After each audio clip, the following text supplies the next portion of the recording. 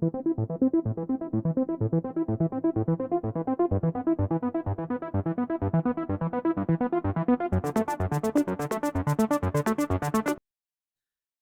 on to a video here in which I can help you make your defense absolutely locked down. You can put on the clamps there, and that's what we do here. If you're new to this channel, we create tip videos and trick videos for all different video games, so that way I can make you better at this game. So you're definitely going to want to like, you're going to want to subscribe, because little tips like this is what's going to make you better at college football 25. So let's dive right on into it, because I do not like to waste people's time. I like to get right into these videos. I want to get right into the details. So you're going to want these defensive settings so that way you are playing at your best. And I'll talk about what each of them do. So right now I'm just in an open practice, right? So once you get into the actual, you're picking your play, and you're going to have to do this really quickly at the beginning of whenever you're starting to play. You're going to have to remember. So you're going to click R3. So it says coaching adjustments there in the middle of the screen. You're going to click R3. And what this is going to pop up, it's going to pop up this. So if you don't already have this turned off, auto flip defensive play call, I like to turn this off. I like to turn this off simply because it helps me determine where the short side of the field is and where the long side of the field is, where the numbers are based off of people. And a lot of the times the game messes this up. So you're going to go to cornerback matchups, and you're going to change it by speed. So speed is one of the most important factors in all football games. Getting beat on a vertical route, getting beat on crossing routes. If you match up your cornerbacks, fastest guy matches fastest guy, rather than overall, you are a lot less likely to get beat on those deep balls.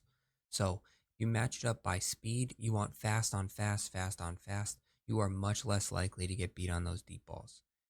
Next up, you have defensive motion response here. So you don't really need to worry about this one. You can keep it on default. Don't really mess around with it too much.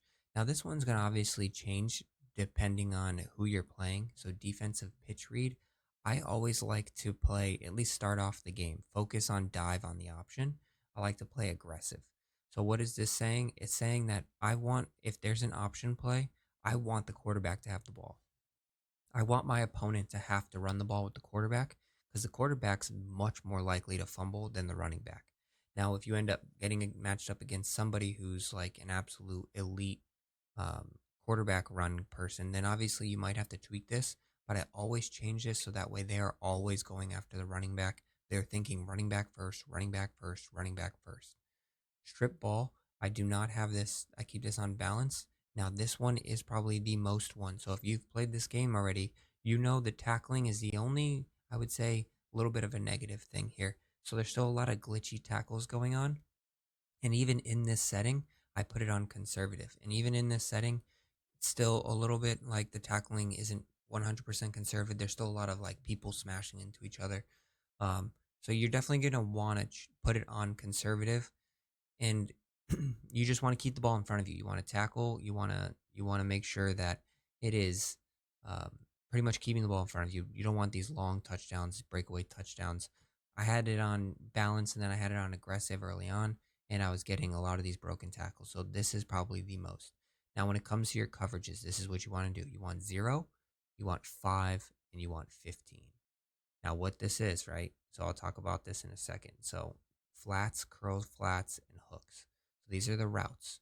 So I'll dive into this right now. So just remember 0, 5, and 15 is what you want. And if you watched my stream yesterday, I had at least 5 interceptions every game that I played. So those are your coaching adjustments. Now I'll talk about the flats, hook, curl zone right now. Set up a random play. So if you go to the corner, right? So flats, this is the flats here with the corner routes. It means that these guys here, these two corners, if I'm playing a hard cover, say cover 2, right? So you can see here I have a cover 2. The blue circle means that he's going to play close to the line.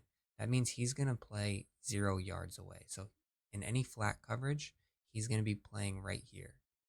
So when the ball snaps, he's just going to be right there.